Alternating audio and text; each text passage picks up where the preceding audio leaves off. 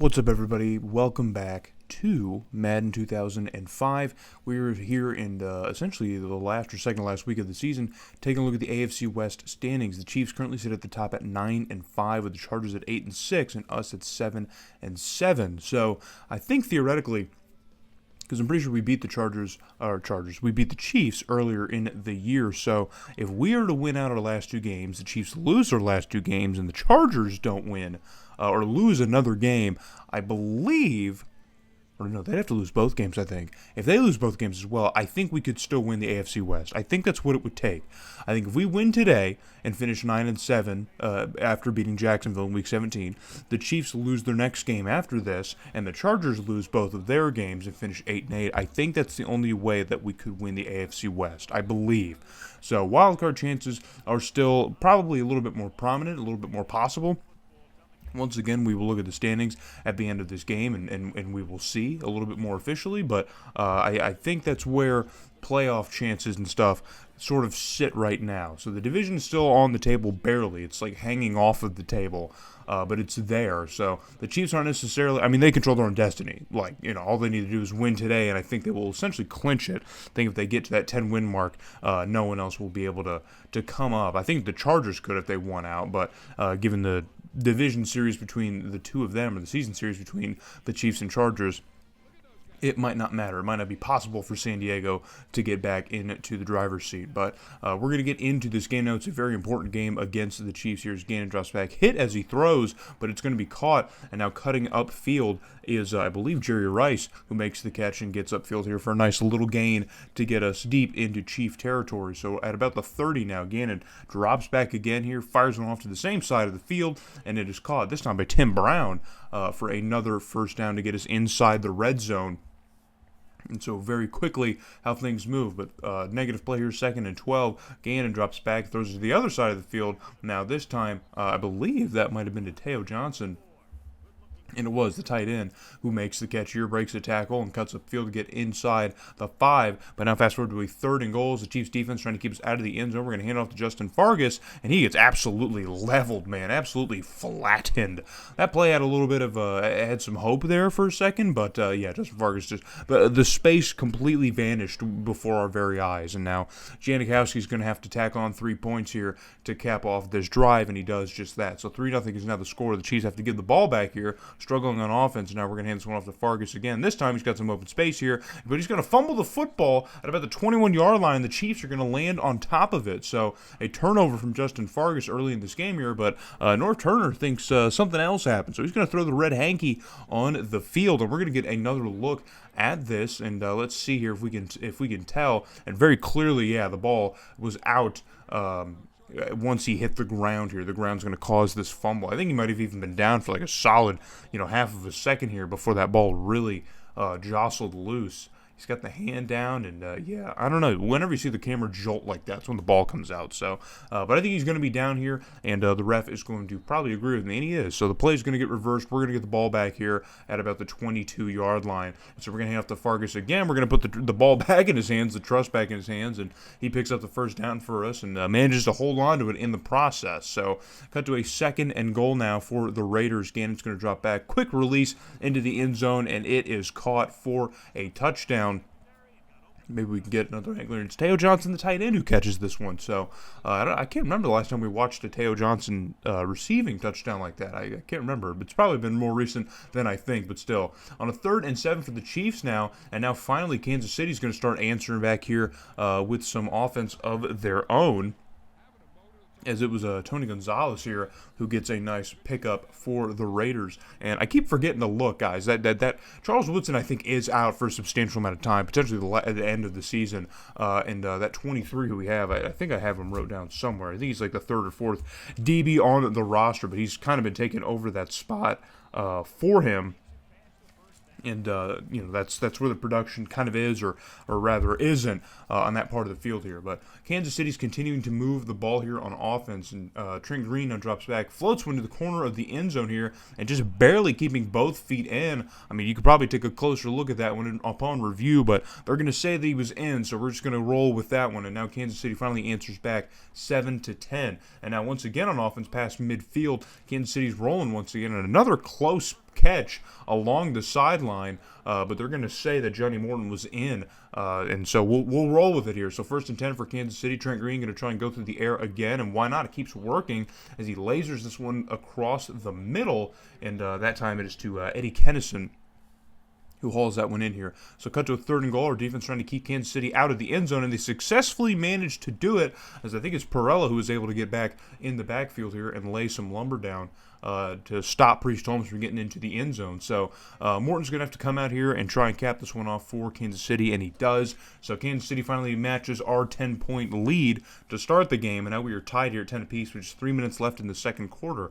Gannon now moving here close to midfield. He's going to fire one to the left side of the field, and that one's caught by Jerry Porter, who breaks a tackle, and he's moving here. He's going to get brought down inside the 25. First kind of big pickup we've seen of Jerry Porter today, kind of late in the game for that kind of stuff to happen here, but we're so used to Jerry Porter doing a whole lot more, a lot quicker for this offense here, but he's still getting involved, so we got no issues there. So 1st and 10 here for the Raiders. Pressure's on to Gannon, and he gets rid of it quickly across the middle, and it's going to get caught for another first down from Jerry Porter. So there we go. We're finding him a little bit more consistently, maybe starting to get open here against this Chiefs secondary.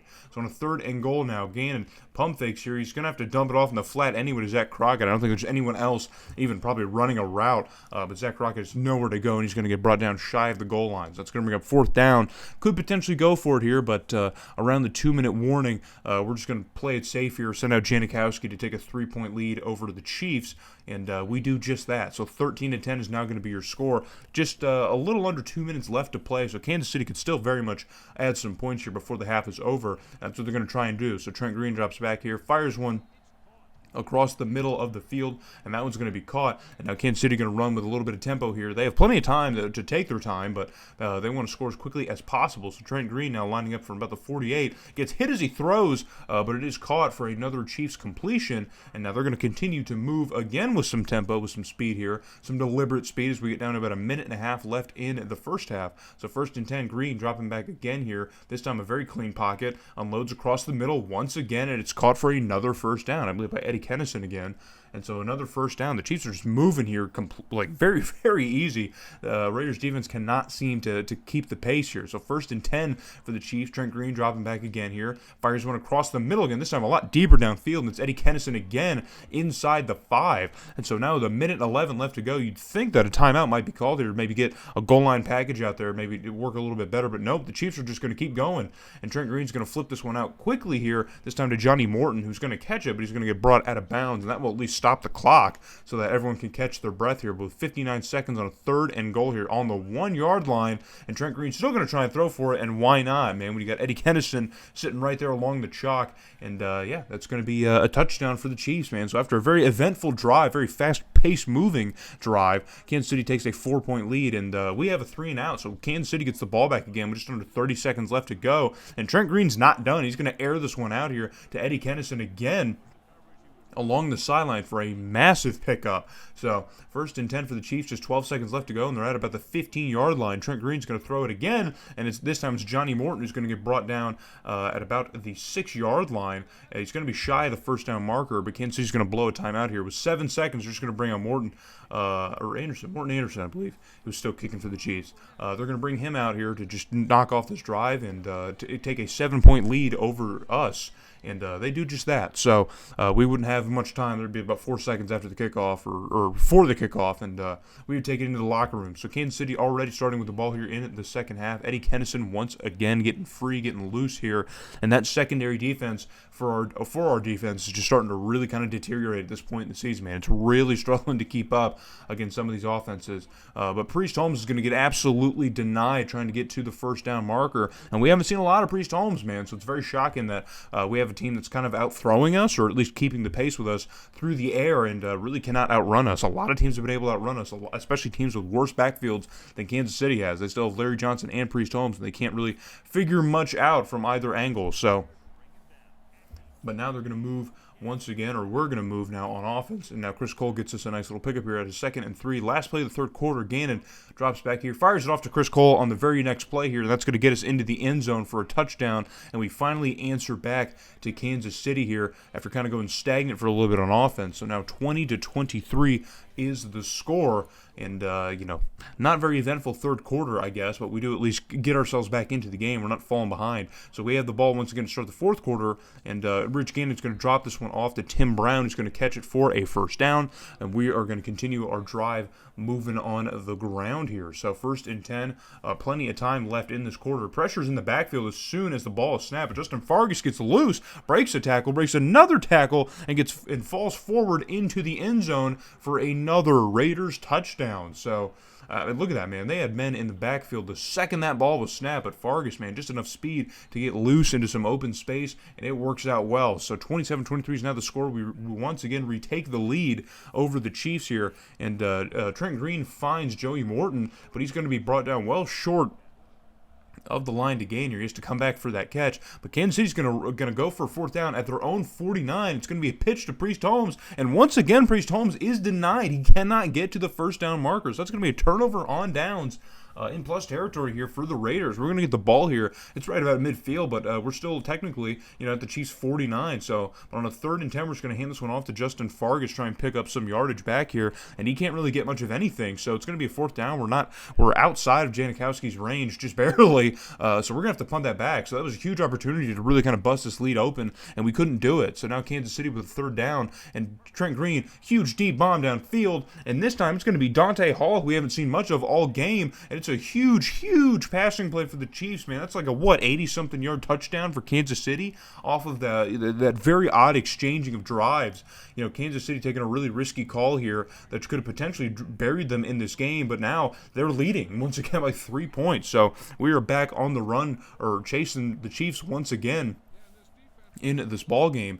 But with still plenty of time here, just 2.5 minutes. Now it's a 3rd and 8. Gannon drops back here. He's going to throw this one to the right side of the field. That one's going to get tipped down. There were several Chief defenders in the end zone. I don't know what Gannon was. I mean, that was just desperation. It had to be. He just was desperately trying to get that ball out. Yeah, there was 2 guys in the. Yeah, that was just a terrible play call. So Janikowski's going to come out to try and at least tie the game, man. Maybe we're looking for overtime. There's still plenty of time left, especially with the Chiefs, considering how quickly they've been able to score in this ball game. So you really can't guarantee that the game can be over even with just 2 minutes on the clock. So Kansas City here, Trent Green drops back, already past midfield. It's a huge deep ball downfield, and it's going to get caught. I believe again, but it's Eddie Kennison this time. Our 39-yard touchdown pass from Trent Green is going to give the Chiefs a 7-point lead here late in the fourth. It just only took about 10 seconds of total game time to do it. And now we're going to answer back here as Rich Gannon takes an absolute bomb downfield, and that one's going to be caught by Tim Brown for a huge first down to get us inside the Chiefs' 35-yard line at about the Kansas City 32. And now 1st and 10, time taken away here. Gannon's going to drop back. He's going to flip this one out to the left side of the field, and it's going to be caught by Jerry Porter, but he's going to be brought down out of bounds well shy of the sticks. And so we'll have a second or two to catch our breath and re-rack it here. So on 3rd and 2nd, Rich Gannon dropping back here. Pressure was getting loose, but he gets rid of it quickly, I believe, to Jerry Porter again for another first down. And so we're finally moving here. It's a quick drive.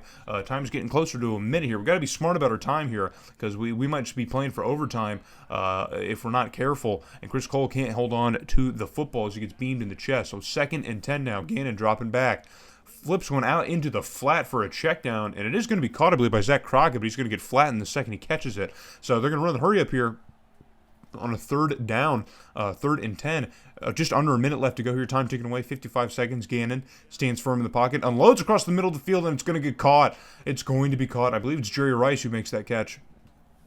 It could be Teo Johnson, but no, it's Jerry Rice. So running the hurry up again here, 1st and goal, and we're just going to run it again quickly. Gannon moves out of the pocket here, moving too quickly, and this time it's Justin Fargas who catches a quick little route here for 2 yards to get into the end zone. So tied at 37 apiece, only 28 seconds. What can Kansas City do? Trent Green, deep pass down the sideline, and there's nobody back there. Nnamdi Asomugha gave about 5 yards of space here to Dante Hall, and Dante Hall makes him pay for it. It's a 58-yard pass here. Just a few seconds about 10 seconds taken off the clock. Once again, only 8 seconds. Now 20 seconds left on the clock after Kansas City takes a couple plays to get into the end zone. And there you go, man. Kansas City cannot be stopped, man. These huge chunk plays have just been absolutely gashing us all game long. And again, that cornerback depth is really just showing how depleted and how young it's getting, man. We are down 2 guys, 2 important starters at this point in the season, man. We almost traded Charles Woodson.